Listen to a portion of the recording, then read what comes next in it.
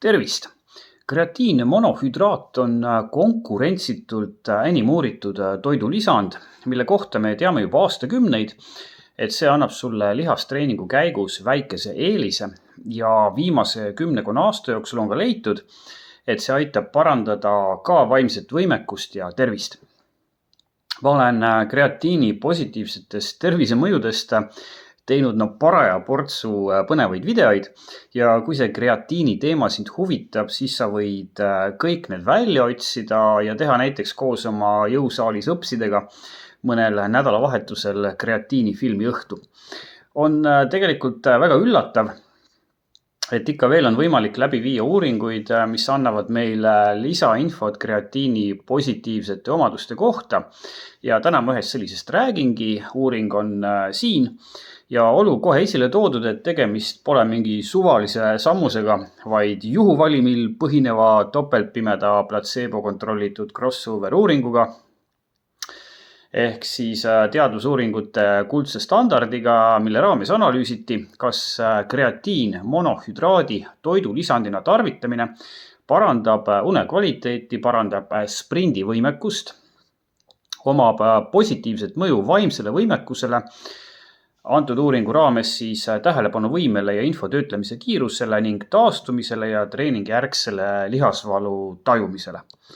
No iseenesest on enamikku neist asjadest ka juba varem uuritud, tegelikult kõik isegi, aga antud teadustöö plussiks on see, et kõiki neid kreatiini mõjusid vaadeldi täisjõus tervetel sportlikel meesterahvastel keskmise vanusega 24 eluaastat, mitte aga soliidses vanuses vabatahtlikel, kes tavaliselt just enne kõike vaimse võimekuse mõju testimiseks sellisesse uuringus kaasatakse.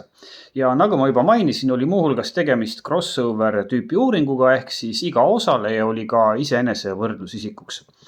Pikalt ma uuringu ülesehitusel ei peatu ja selle kohta midagi ei jahu, aga ma mainiksin ära, et kreatiini võeti 4 võrdses osas päevas kokku 20 grammi, mis on tavamõistes väga suur kogus ja seostatav pigem nii-öelda laadimisfaasiga.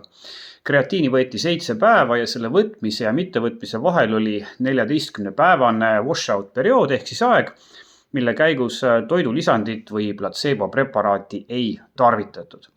Nagu ikka saad sa uuringuga tutvuda jutukastjal oleva viide kaudu, aga ma lähen kohe leidude juurde, sest need ju meid tegelikult huvitavad. Une osas leiti, et kreatiini tarvitades läksid katses osalejad varem voodisse. Täpsemalt läksid kreatiini tarvitajad magama keskmiselt kell 22.51 ja mitte tarvitajad kell 23.07.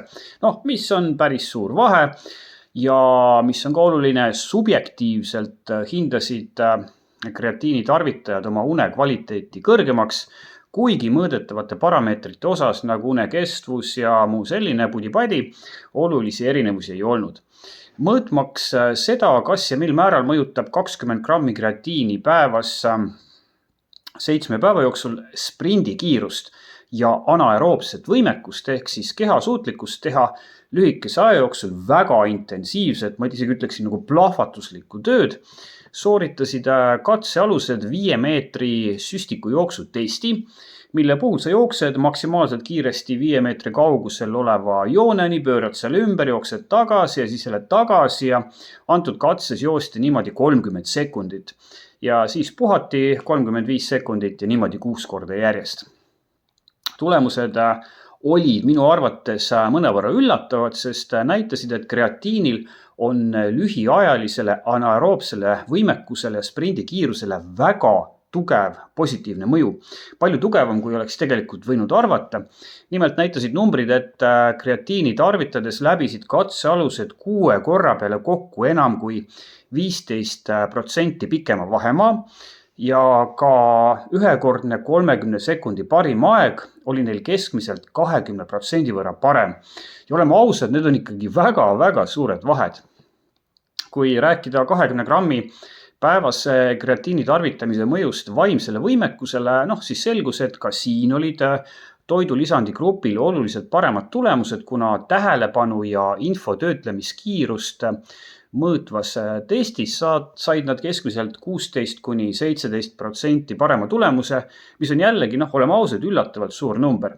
Uuringu käigus mõõdeti ka süstiku jooksujärgset lihasvalu ja taastumise kiirust, aga seda infot ma ei hakka siin eraldi verbaalselt välja tooma, sest tulemused olid natukene segased ja pididki olema, sest minu arust pole mõtet ega võimalik võrrelda taastumist ja lihasvalu, kui väsimust ja lihasvalu põhjustav koormus ja töö hulk on erinev, nagu siin uuringus oli. Aga kui sind see teema huvitab, siis vaata järele. Minu arvates midagi olulist see ei näita. Ja kokkuvõtteks tegemist on hea teadustööga, sest siin uuriti suure koguse kreatiini mõju tervetele sportlikele täiskasvanutele ja leiti, et toidulisand tõstab neil subjektiivselt unekvaliteeti ja objektiivselt anaeroobse töövõimekust ehk siis antud juhul sprindivõimekust ja parandab ka ajuvõimekust, tõstes tähelepanuvõimet ja info töötlemiskiirust. Jätkuvalt ja varasemast kriipsukese enamgi on seis meil selline, et kui rääkida sulgudes sportlikest või lihtsalt toidulisanditest, mis on ühtviisi head nii kehale kui ka ajule, siis on selgelt esikohal kreatiin, siis tuleb tükk tühja maad ja siis tulevad igasugused ülejäänud. Jõusaalis näeme!